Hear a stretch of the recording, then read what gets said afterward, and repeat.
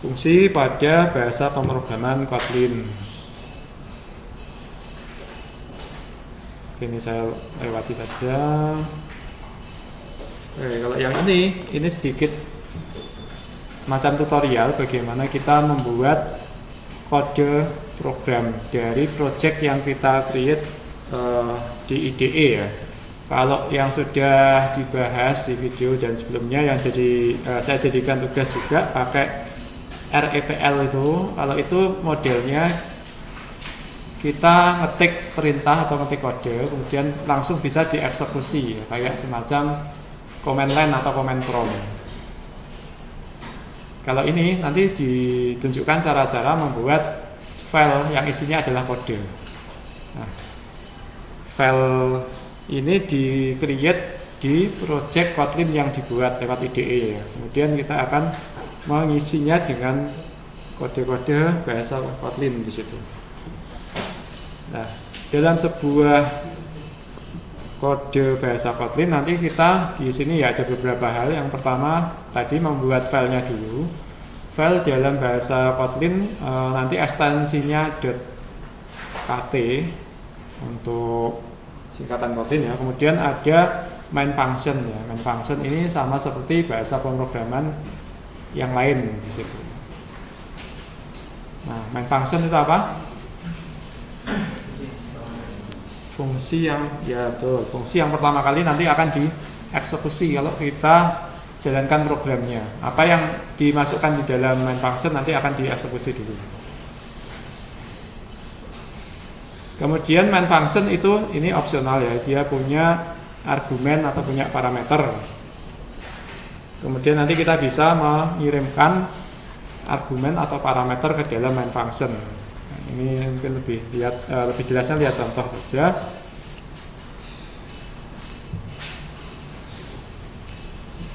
Yang pertama di sini ditunjukkan ilustrasinya membuat file Kotlin ya di situ. Nanti kita buat project Kotlin kalau di IDE. Nanti seperti ini ya, kita file new terus nanti project. Nah, ini ada beberapa.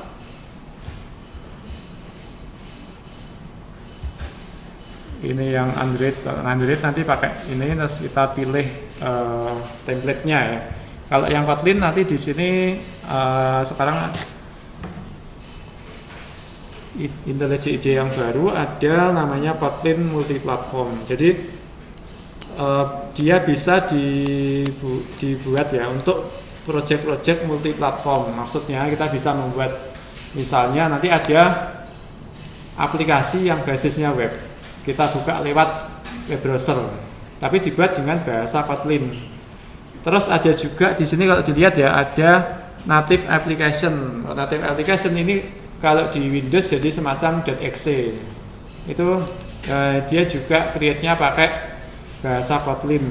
Kemudian bisa juga dikombinasikan dengan JavaScript. Di situ ada Node.js sama React.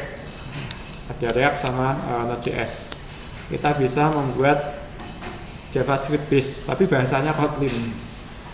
Nanti dia digabung dengan itu ya, framework React sama Node.js.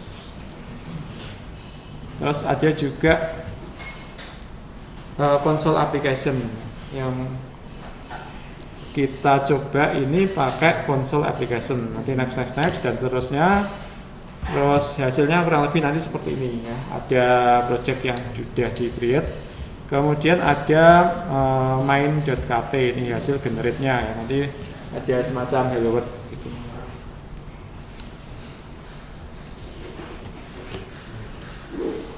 Ini milih nanti Kotlin class, Kotlin file ya. Terus dikasih nama hello dan seterusnya. Next saja. Nah, bagaimana main function dalam bahasa Kotlin di situ ya, mirip-mirip seperti bahasa pemrograman yang lain. Ada keyword main, kemudian ada parameter atau argumennya ya, di situ args. Args ini tipenya apa? Tipe datanya args Apa? Argumen. Oke, argumen itu jenisnya aja. Tipe data itu kayak integer, kemudian float, double dan seterusnya. Ini tipe datanya apa kalau ARGS? Ya, ARGS itu variabel.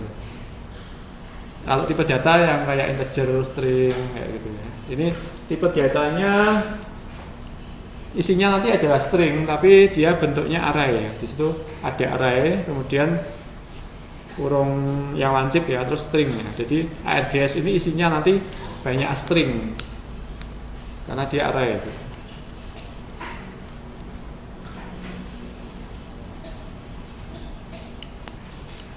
Nah, argumen atau parameter. Nah, argumen atau parameter itu kalau di dalam sebuah fungsi untuk apa? Oke, ini argumennya yang mana atau parameternya yang mana dari fungsi main?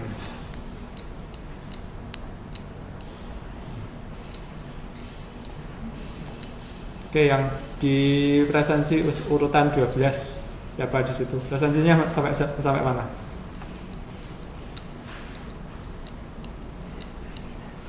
Nomor 12, urutan nomor 12. Siapa? Saya. Kelihatan ya di situ. Nah, main ini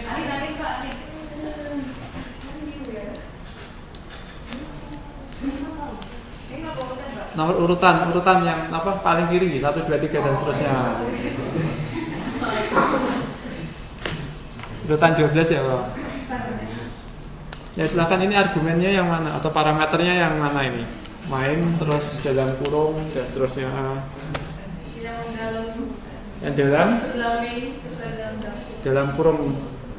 Kurungnya ini ya, kurung biasa ya. Nah, pertanyaan selanjutnya, argumen atau parameter dalam sebuah fungsi itu digunakan untuk apa? Oke, tadi urutan 12 dikali 2, urutan 24. Coba. Argumen atau parameter dalam sebuah fungsi itu untuk apa? Oke, jadi nanti kita memberikan nilai lewat ARGS. Terus yang bisa dimasukkan di dalam ARGS nanti ada banyak nilai ya, karena dia adalah array begitu ya. Oke, pengantarnya seperti itu. Terus ini sedikit bagaimana kita menjalankan program di IDE lewat IntelliJ IDEA ya. Nanti kalau dilihat sebelahnya keyword fun itu maksudnya function ya, singkatan dari function, bukan fun kata ini ya, kata dalam bahasa Inggris yang artinya senang, tapi itu adalah keyword untuk function. Nanti itu ada tanda panah warna hijau, itu bisa kita klik, kemudian nanti akan dijalankan fungsinya. Selanjutnya akan muncul outputnya, yaitu hasil eksekusi kode. Oke, di situ ngerannya pakai Java Virtual Machine. Nah, di sini, nah ini yang bikin dia lama dan kadang berat karena di bawah ini ada beberapa file, yaitu yang kaitannya dengan build tool. Ada proses, jadi nanti dia akan kayak istilahnya di compile ya ke dalam bentuk executable-nya JVM. Terus ada proses pokoknya yang di Gradle itu yang bikin lama. Nah ini sedikit ilustrasi kita mengisi nilai ya yang dikirimkan lewat variabel atau argumen di dalam main function gitu.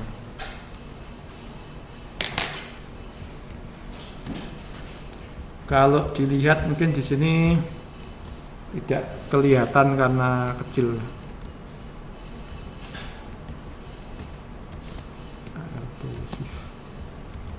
Saya perbesar, mungkin yang bisa lihat saja ya. Ini saya memanfaatkan argumen untuk saya ambil nilainya. Kalau dilihat ARGS, nah, di sini ada ARGS 1, ARGS 0. Jadi nanti saya akan mengirimkan nilai ke dalam fungsi main, kemudian nilai itu akan ditampilkan, akan di print.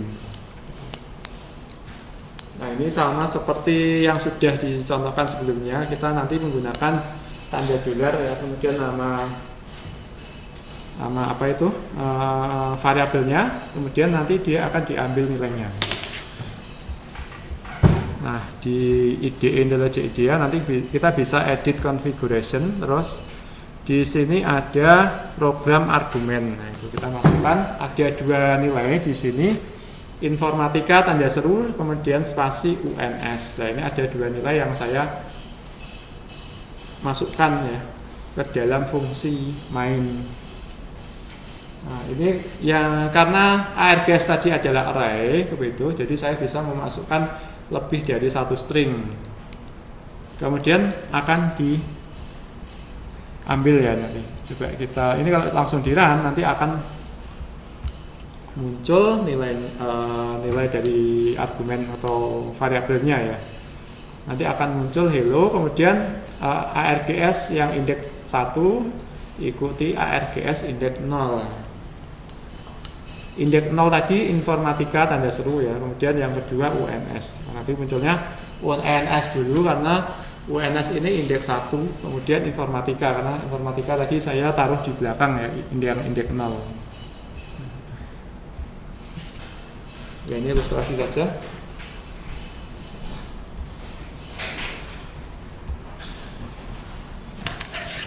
Oke, saya lanjutkan.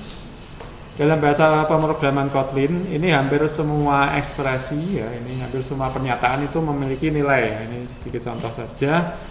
Contohnya ada variabel ya di sini bawah itu is_hot.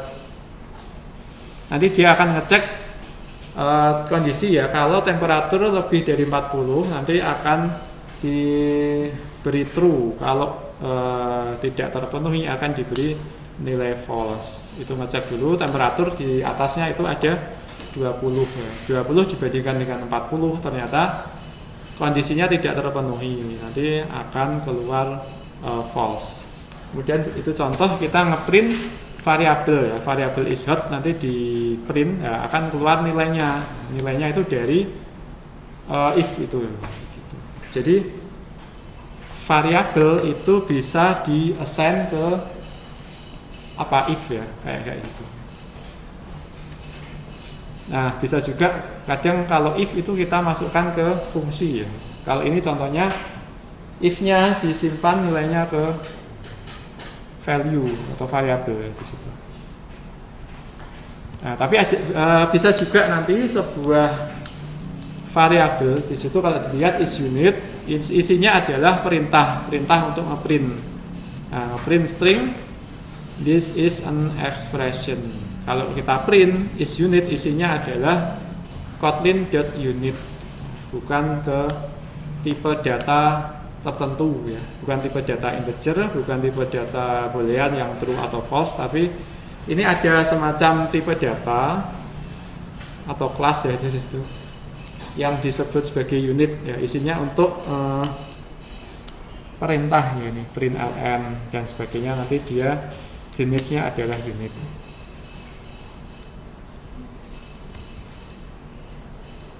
Selanjutnya ini baru masuk ke fungsi dalam bahasa Kotlin.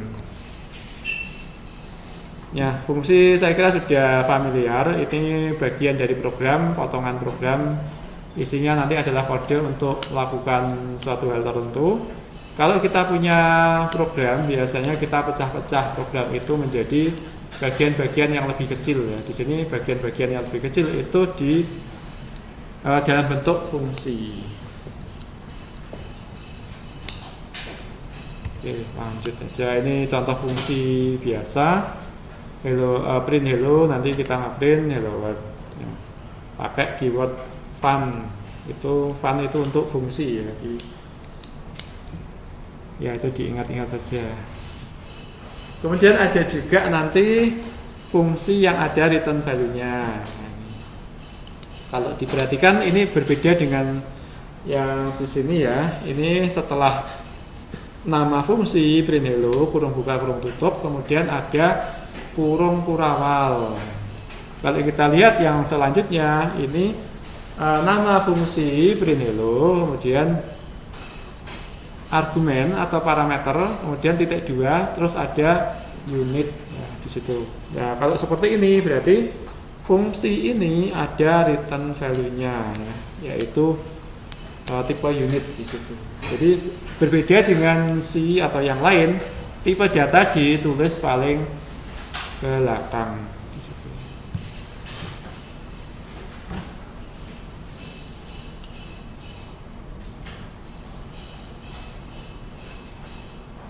Oke, terus di sini isinya print ln. Nah, berbeda kalau di bahasa pemrograman yang lain, kalau fungsi itu returnnya harus tipe data tertentu ya, kayak apa, tipe data yang biasa, angka, bisa string, bisa huruf, atau boolean. Kalau di sini tidak harus, print ln ini bisa jadi dimasukkan untuk fungsi yang ada return value-nya gitu.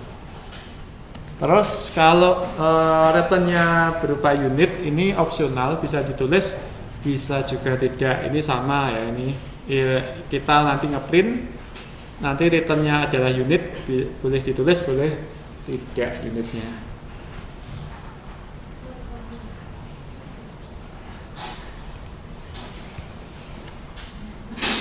Oke, selanjutnya kita akan melihat argumen atau parameter dalam sebuah fungsi. Di situ ada beberapa jenis. Ada default parameter, ada require parameter, ada name argumen. Nah, kita lihat ini ada fungsi derive. Kemudian ada parameternya atau ada argumennya ya, variable speed. Variable speed ini tipenya apa? String ya. Tipe data dari speed adalah string, kemudian ada sama dengan pas. Nah, itu sama dengan, kalau ada sama dengannya berarti parameter ini adalah default parameter, maksudnya nilai default yang diberikan untuk mengisi parameter speed. Jadi kalaupun speed ini tidak kita isi, dia tetap akan diberi nilai, yaitu nilai defaultnya ya, yaitu fast. Jadi contohnya seperti ini di bawah ya, derive kurung buka kurung tutup, berarti variabel speed tidak kita isi apa-apa ya, karena tidak diisi nanti akan diambil defaultnya yaitu fast ya. Kalau di print nanti driving kemudian fast gitu ya. Nah, berbeda kalau nanti kita isi ya. Ini yang nomor 2 sebenarnya keliru ya, yang baris kedua dari bawah itu. Kalau diisinya slow harusnya keluarnya driving slow, bukan driving slowly. Kalau mau slowly harusnya yang dimasukkan juga slowly ya. Terus cara yang ketiga bisa juga diisi barisnya seperti itu ya. Speed ini nama variabelnya sama dengan kemudian nilainya. Driving turtle light. Nah, jadi penggunaannya ada 3 cara seperti itu. Ini mungkin sedikit berbeda dengan bahasa pemrograman yang lain.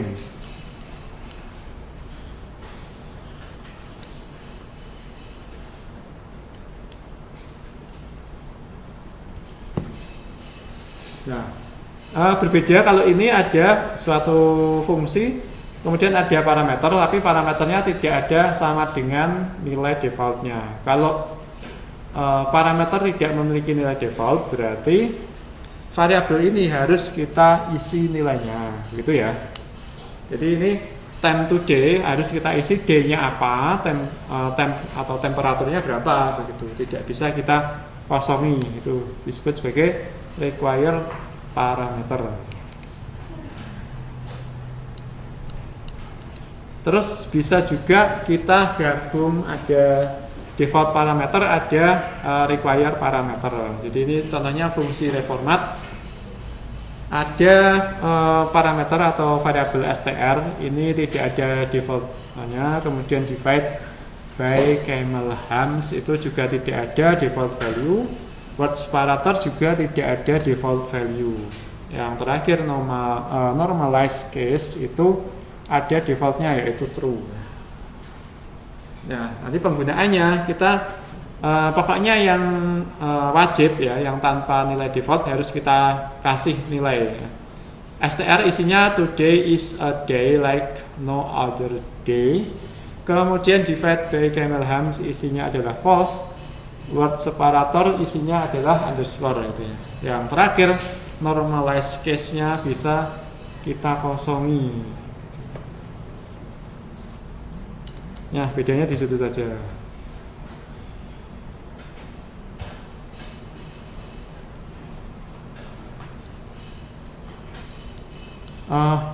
Oke. Lanjutkan. Terakhir ini soal gabungan, ada default parameter, kemudian ada require parameter ya. Terus name argument.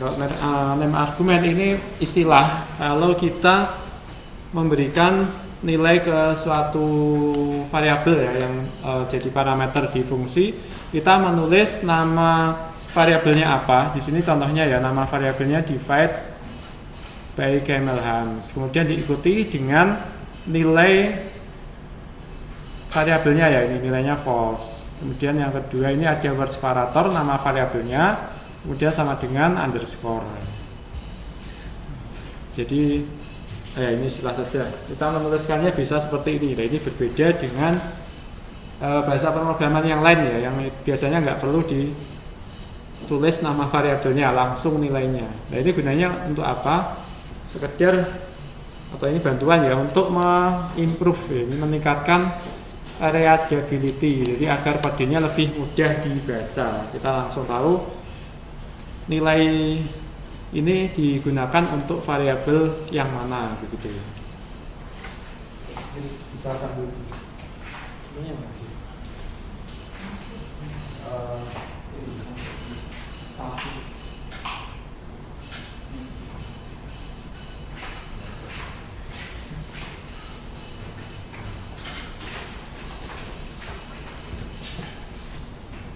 Oke, terus selanjutnya untuk menulis, bagaimana menulis fungsi. Kalau di Kotlin itu bisa kita tulis lebih singkat ya. Yang atas ini contohnya, nama fungsi diikuti parameter dalam kurung, kemudian diikuti tipe data, terus ada kurung kurawal. Nah, ini bisa kita tulis lebih singkat, tidak perlu kurung kurawal. Setelah tipe data langsung sama dengan isi dalam atau kode yang dieksekusi dalam fungsinya ya, sama dengan x dikali 2. Ya, ini di satu sisi mengurangi baris yang diperlukan, kalau kita tidak perlu sampai 3 baris ya yang awal ini. Kalau yang bawah versi kedua cukup 1 baris. Tapi mungkin kesulitannya untuk yang tidak biasa ya, ini agak susah, ini maksudnya apa begitu kalau belum terbiasa ya. Biasanya kan kita menuliskan fungsi ada kurung kurawalnya begitu. Oke, bedanya di situ saja.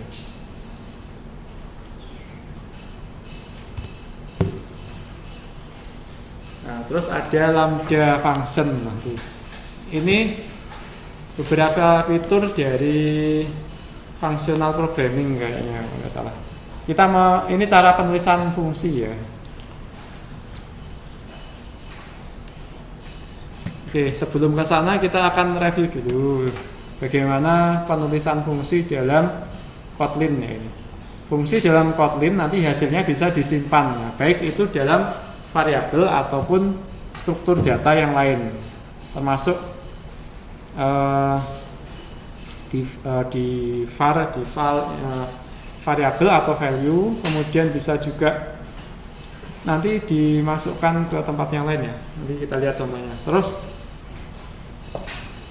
fungsi itu bisa di-pass ya, maksudnya bisa dikirimkan untuk mengisi argumen. Jadi argumen tidak hanya diisi dengan nilai, tapi bisa langsung diisi dengan fungsi.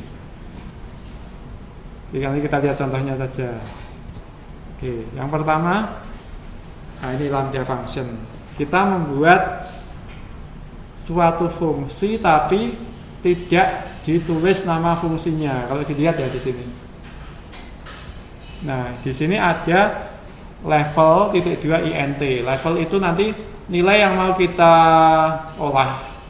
Kemudian int adalah tipe data dari variabel level. Kemudian ada yang dikotai ini ya, tanda panah gitu. Terus ada kode yang akan dieksekusi ya, yang diisi fungsinya nanti level dibagi 2 gitu. Nah, di sini kita tidak mendefinisikan fun, kemudian nama fungsinya apa.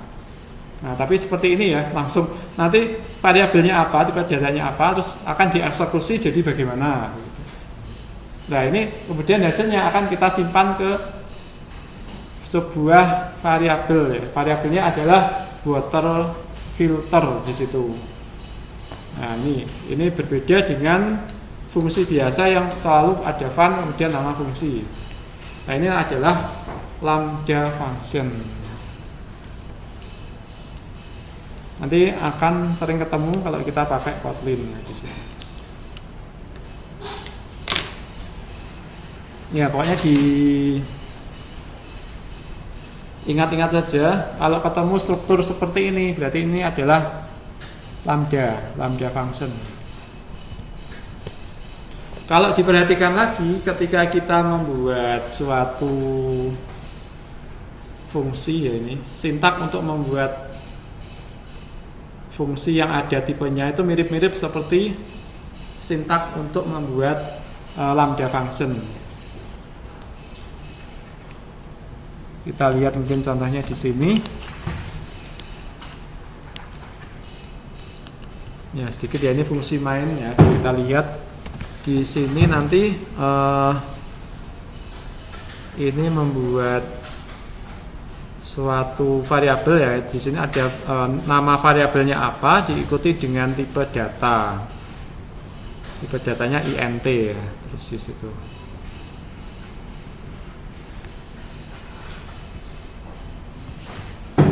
Nah, kalau dia perhatikan ya nanti strukturnya hampir mirip semua ketika membuat lambda function atau membuat variabel. Pokoknya tipe data nanti di bagian setelah nama variabel ya di situ. Nah, ini mirip juga ketika membuat lambda function, nanti nama variabelnya dulu, kemudian tipe datanya. Terus ini kalau membuat suatu variabel nanti nama variabelnya dulu diikuti tipe data ya. Kemudian setelah itu yang bagian belakang ini fungsi sama dengan apa. Kalau di sini kita memberikan nilai ke suatu variabel, ini diberikan ke suatu fungsi. Nah, ini mirip-mirip. Nanti parameter tipe data terus kode yang dieksekusi. Variabel tipe data terus ini fungsinya.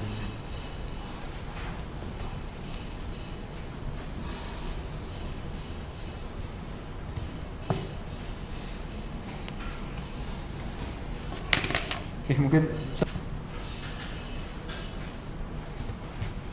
ya, terus ada higher order function.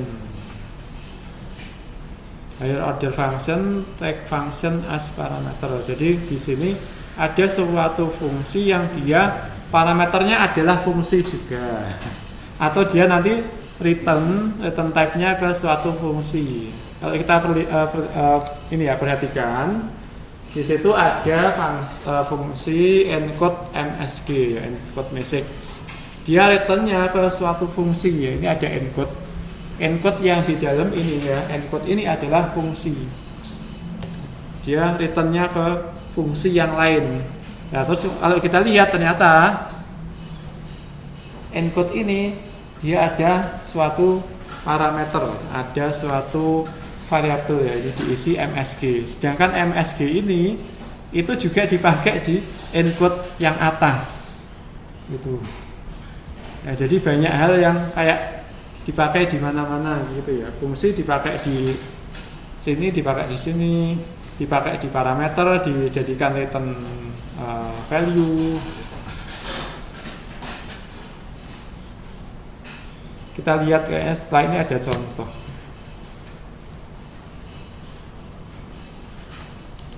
Contohnya ya,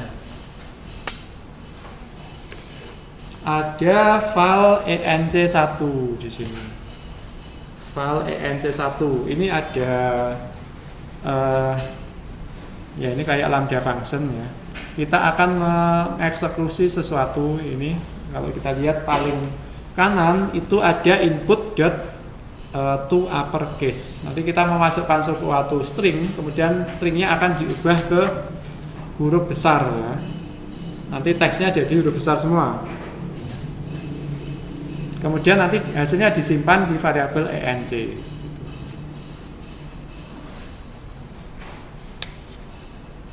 enc1 maksud saya. Nah, enc1 nanti kita gunakan untuk memanggil encode msg di sini ya.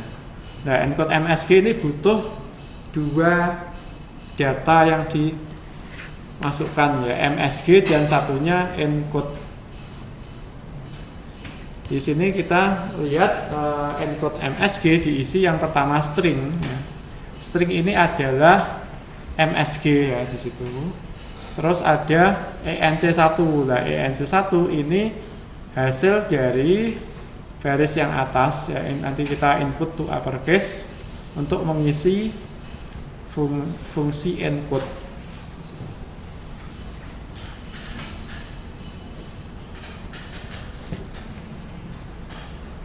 Nah, kalau kita perhatikan ini kayak muter-muter, tapi sebenarnya yang mau dilakukan itu sangat sederhana. Kita mau ini ya, melakukan perubahan, ya ini ABC adalah huruf kecil, nanti dia masuk ke ENC1, nanti akan di uppercase. Kita bisa coba sambil mempraktekkan.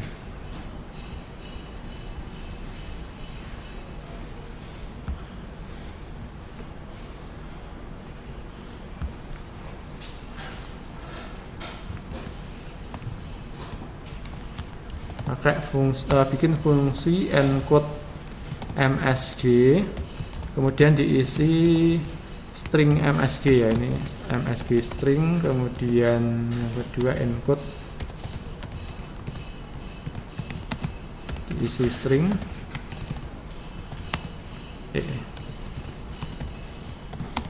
kemudian tanda panah string, ini ada returnnya ke string, kemudian isinya adalah return encode dalam kurung msg.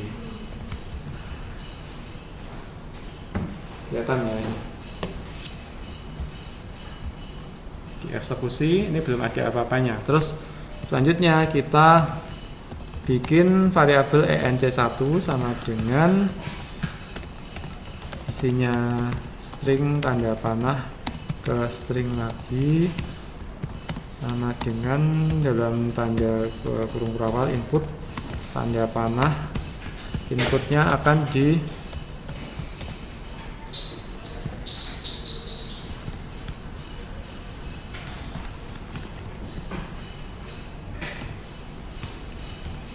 inputnya nggak bisa. Ini string input. Keliru ya. Sini adalah titik 2. enc1 string, terus akan digunakan untuk menyimpan input to uppercase. Buka kurung tutup, eksekusi, kemudian kita print ln, ini panggil encode message abc enc1.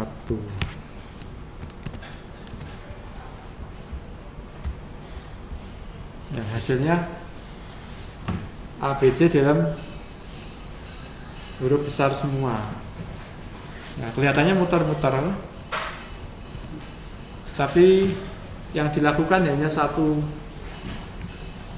perintah ya, ini mengubah gitu.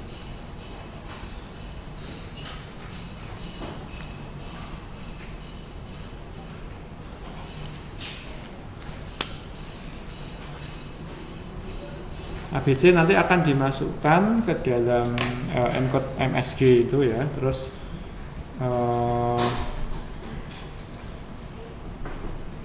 ya, masuk. Paling nanti dilihat-lihat apa ya, kalau ketemu struktur seperti ini, kalau ketemu kok returnnya ke fungsi yang lain ya, nanti dicoba-coba saja ya. Kelihatannya terasa rumit ya, tapi sebenarnya yang dilakukan itu kadang ya sederhana gitu. Dia kayak melewatkan atau menggabungkan saja ya, meneruskan dari sini nanti dimasukkan ke fungsi yang lain gitu.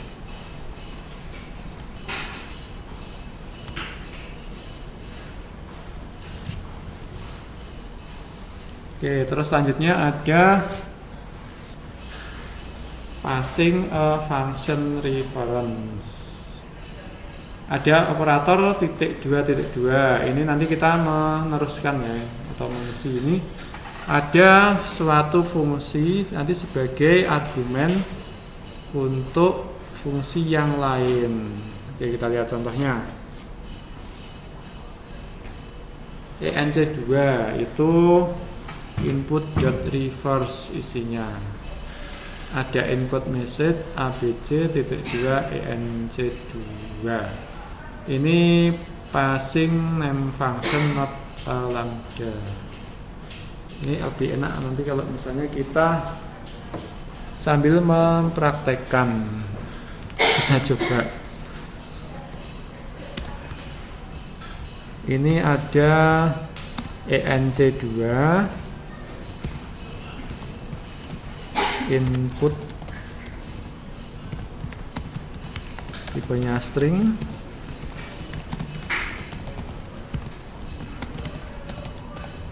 input.reverse.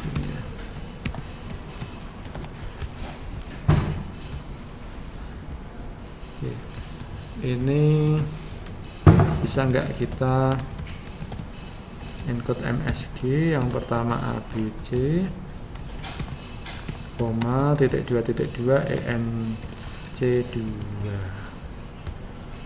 Kita eksekusi. ABC akan dibalik jadi CBA. Nah, bedanya apa tadi?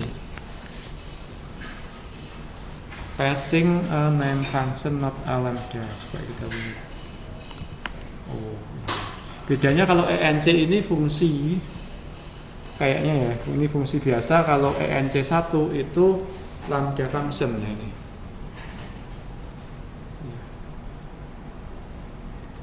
Bedanya di situ. Kalau fungsi biasa kita masukkan sebagai parameter di fungsi yang lain, kita kasih titik 2 kali ya, titik 2. Kalau yang dimasukkan adalah lambda function, langsung nama fungsinya, ini enc1. Sepertinya kayak gitu penjelasannya ya. Saya juga belum familiar pakai lambda function. Biasanya ya fungsi biasa aja. Operator titik 2 kali ini ya, nanti untuk kita memberikan referent fungsi sebagai argumen, tidak mencoba untuk memanggil fungsinya. Biasanya gimana ini? Ya nanti kalau sudah ketemu saja.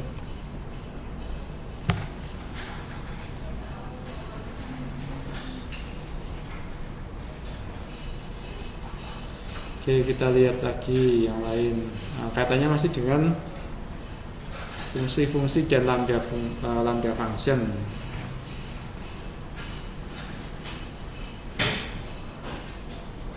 Oh, gitu.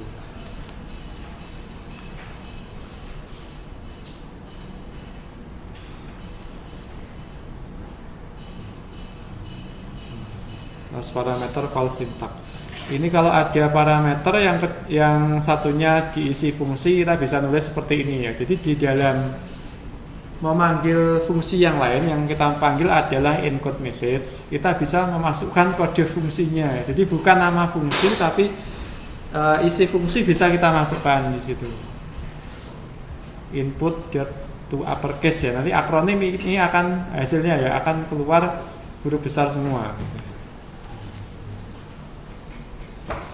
Tapi bisa kalau kayak gini ada dua parameter. Tapi bisa juga ditulis seperti fungsi biasa. Memang agak rumit ini. Ini fungsi biasa encode message ya, seolah-olah dia hanya satu parameter yaitu string. Kemudian yang kedua ini kurung awal buka, terus seolah-olah ini adalah isi dari fungsi itu ya, isi dari fungsi. Ini kode yang akan dieksekusi gitu. Jadi ini bukan sebagai terlihat bukan sebagai parameter, tapi bagian dari encode message ya. Tapi ini sebenarnya yang pertama ini ada string, kemudian yang kedua kita memasukkan perintah to uppercase ya untuk dieksekusi ya, dalam fungsi encode message. Ini baris atas sama baris bawah intinya sama.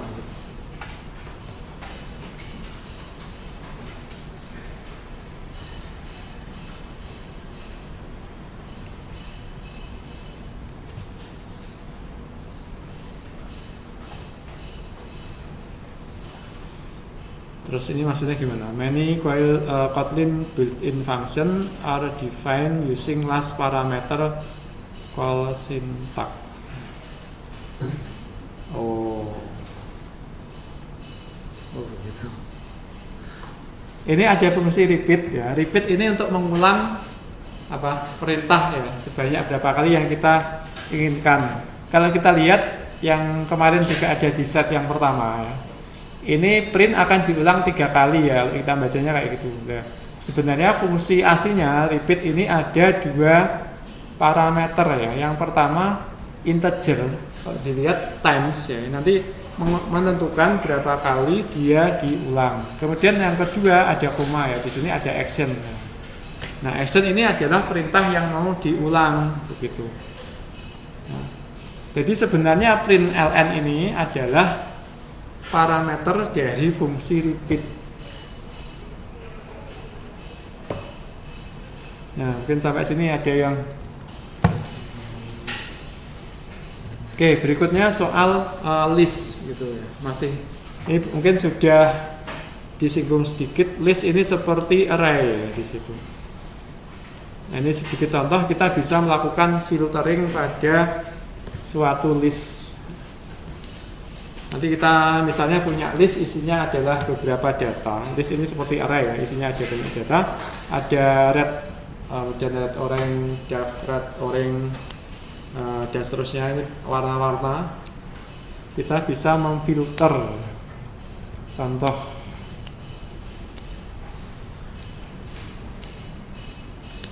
Di sini bikin suatu list isinya adalah integer ya 1, 2, 3. Nah ini kita filter, kita hanya mau ambil yang memenuhi kondisi itu ya lebih dari 0 gitu.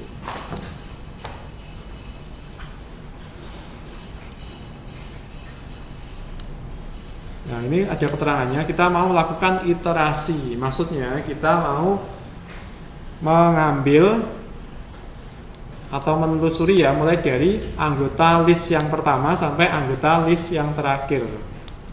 Nah, yang pertama itu 1, yang terakhir nanti 3. Nanti mau kita tampilkan itu atau misalnya ya di sini mau kita filter. Dan nanti kalau ada seperti ini kita menggunakan suatu variabel yaitu it ya di situ. Ini untuk apa ya istilahnya ngambil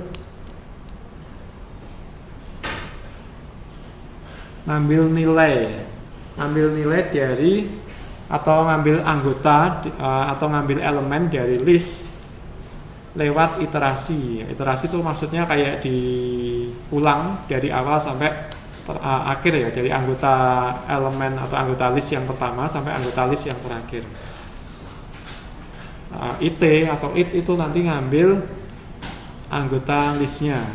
Jadi kalau it lebih dari 0, nanti akan dibandingkan satu-satu. Apakah 1 lebih dari 0, apakah 2 lebih dari 0, apakah 3 lebih dari 0. Terus keyword filter itu untuk melakukan filtering ya. Jadi nanti kalau nggak masuk kondisi akan dibuang begitu. Contoh ini diterapkan untuk melakukan filtering ya. Di sini kita lihat ada list books isinya nature, biologi, sama birds ya. Terus kita akan melakukan print tapi datanya difilter dulu gitu. Yang difilter nanti dia adalah kondisi ketika elemen dari books ya atau anggota dari books itu nanti dilihat kalau indeksnya 0 ya, indeksnya 0 nanti ya, dia harus sama dengan B gitu. Jadi anggota books itu harus diawali dengan huruf B baru dia nanti masuk. Yang nature ini diawali dengan N, nggak masuk. Sedangkan biologi sama birds itu diawali huruf B, makanya dia masuk kondisi ketika di print keluar biologi sama birds.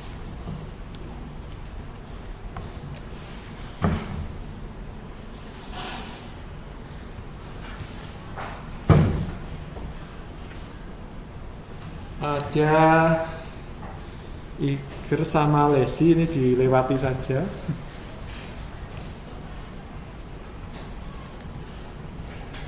Yang akhir-akhir ini tinggal sedikit tapi belum saya baca ya.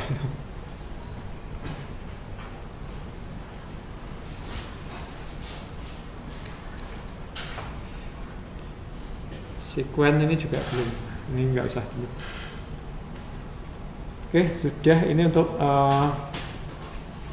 bab yang kedua. Ini soal fungsi, kemudian parameter ada lambda itu ya, higher order function